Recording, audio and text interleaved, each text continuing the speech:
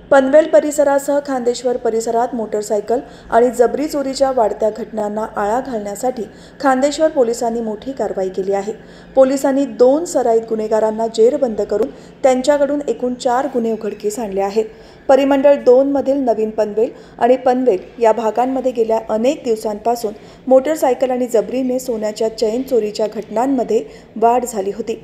या वाढत्या घटना लक्षात घेता वरिष्ठांच्या मार्गदर्शनाखाली खांदेश्वर पोलीस ठाण्याच्या वरिष्ठ पोलीस निरीक्षक स्मिता ढाकणे आणि पोलीस निरीक्षक सचिन परदेशी यांच्या नेतृत्वाखाली गुन्हे प्रकटीकरण पथकाने तपास सुरू केला।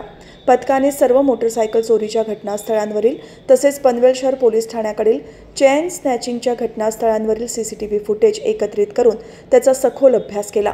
या अभ्यासातून रेकॉर्डवरील आरोपी निष्पन्न झाले। त्यानुसार पंचशील नगर झोपडपट्टी परिसरात सापळा रचून आकाश गोपाळ गाडे आणि सूरज मारुती देवरे या दोघांना ताब्यात घेण्यात आले।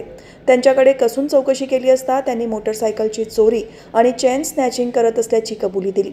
तसेच चोरी केलेल्या गाड्या बेवारस स्थितीत सोडून दिल्या असल्याचे त्यांनी सांगितले।